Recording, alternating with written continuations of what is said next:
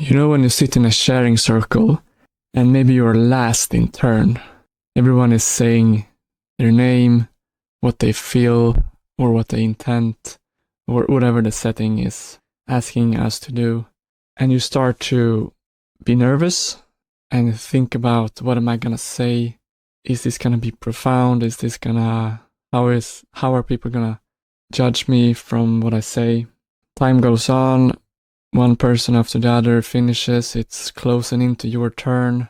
It's getting even more intense, your nervousness. Because now people said what you were gonna say and you wanna be original maybe. This weekend when I went to the festival, like I told you last video, I did not feel that even closely as I have felt before. For those of you who don't know what I went to a festival, a couple of good friends who hosted it, 1 or 2 hours driving away from here, 30 people maybe, some yoga, massage, some dance, and it was good food, nice hangouts. But I noticed something else thanks to that. Because now I wasn't just so self-aware thinking about me, what I'm gonna say. I guess a quick reason for that change to mention quickly, I've just got a good relationship with intuition and that I know that I'm going to say something that I mean and it's gonna be enough, and I trust that it even comes out better when I don't plan it. So as I trusted this, I could now notice what's going on around me more, like it's supposed to be eventually. And especially on the last day when people were sharing their experiences a bit, I noticed that some of these people that I had met and quickly learned to love because of their awesomeness, their spreading of happiness, authenticity, love really, and peace, and so on. They were sharing that they were actually feeling really insecure and they were going through stuff. They were working on blockages, on removing blockages or stuff like that. And it made me realize one thing, that, you don't have to be ready in order to spread love or give to a community at all. That is a trap that I think many people, including I, have stepped into. Because when I look back on when I was, like I described in the beginning, so nervous of sharing, for example, that stems from, will I be able to be a good part of this community? Because that is very human of us to feel being part of a community versus not being part of it. Ancestrally meant the difference between survival and non-survival, basically. So that makes sense. But nowadays, on top of that, also, it is clear to me that it is about choice and desire. And when you, like a weekend like this that I went to, it was such a fulfilling, loaded event of connection and community that I've been missing for so long. So I naturally feel like, it's also about the choice of, these are people that I enjoy being with, therefore I hope that they want to be with me. So there is the natural drive to fit in. And how do you fit in a community? You find your place. And how do you find your place? It is about finding something you can provide and give. And in a sharing circle, that is, you give. It's a sort of abstract, but you give from your heart, you give from your experience, your perspective, and you try to contribute with something. It's hard to put a finger on what it is, but I guess it's sort of a mix of, you give from yourself by being open and authentic, but also giving credit to other people, bringing up things that would make them happy, hearing it, that you appreciated with them. But my point is that these insecurities, they're natural, but I've thought of them in a wrong way. Because when these people that I didn't think that these people would be some of the most in the most challenges this weekend because of some fears and stuff, because they had found a way to just give from themselves anyways. And part of what giving to a community is being raw, and I guess that is what they managed to do. And it could be that what was shining through for me, who could observe it now that I wasn't full of myself, I guess, also. But my point will be here that my mistake in thinking and trying to give to a community has been one of, I need to be at a certain level of security myself. I have falsely put one and one together there, where these people who are seemingly and really giving from themselves, that you notice clearly, that you appreciate, like I have falsely concluded that they must be also at a high level of maybe self-love or security, confidence. So I've been like, okay, so I want to give, I need to become more confident first before people will start to like me. But there are some clues, including this, that no, that is not the case, because clearly they weren't confident as I thought, but they were the most and giving. And had I known this, I would probably have gotten proof of that from other people too. In my earlier days of being in community events like this, Teal Swan said something fitting to this when she was pitching her book that I bought called How to Love Yourself.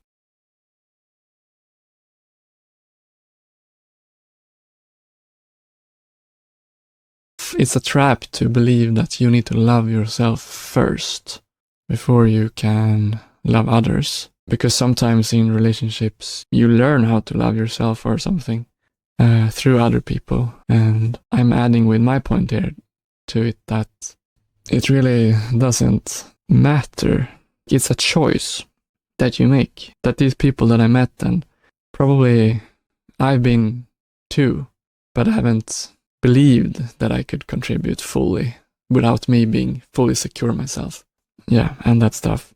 And it also reminds me of a thing that I learned in high school that was quite big for me to realize, because I was super nervous before presentation on a PowerPoint that I had prepared with a friend, or if it was maybe solo, because I think the others weren't there, they were sick. And I was like, so much shaking inside, and didn't believe this is gonna go well, and they will judge me for, or like try to pat me on the back. Oh, it wasn't that bad, man. You were brave.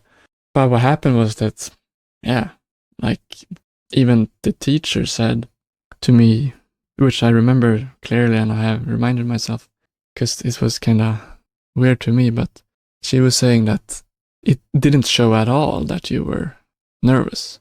You did a really great job, and you have even teacher abilities or capabilities or something. So I took that as a great compliment, but also as a realization of, oh, maybe it is really like an iceberg in this sense, where your surrounding only see the tip of it, and below there is a lot of stuff going on, but you hold your cards and only you can see them.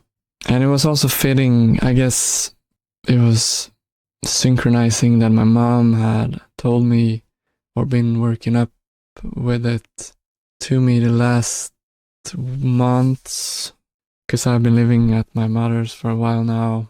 Long story, but I've been feeling this natural sense that I'm not providing to this household with money, and therefore I feel inferior.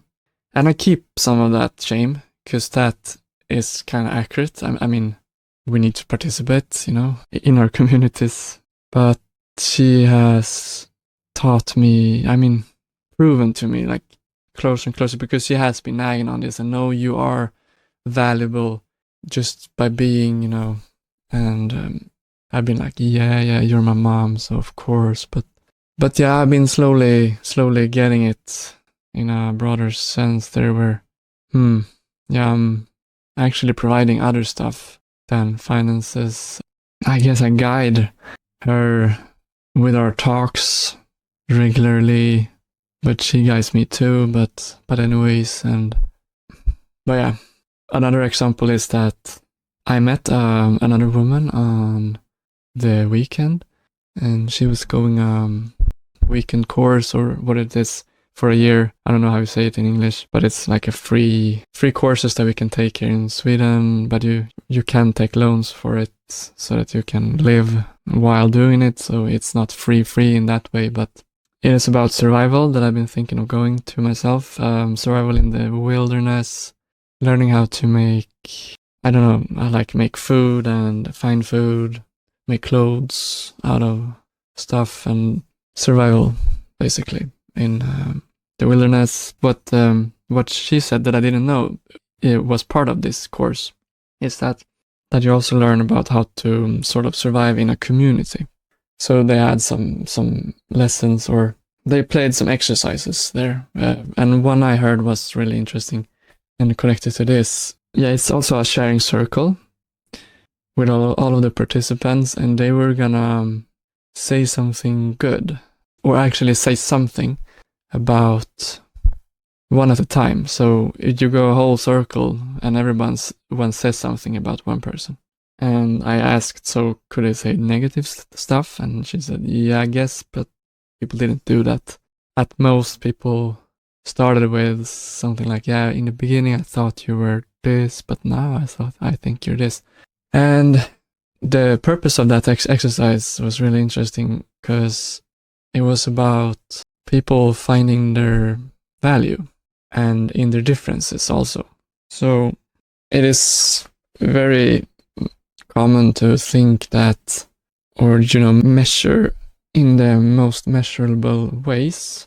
Like there will be people who are better at the most important stuff for survival, like chopping wood or building stuff, cooking, and those obvious things, and they should have all the credit for that. But in a big community, like a tribe, there will be different needs also for a full human experience of happiness and that stuff.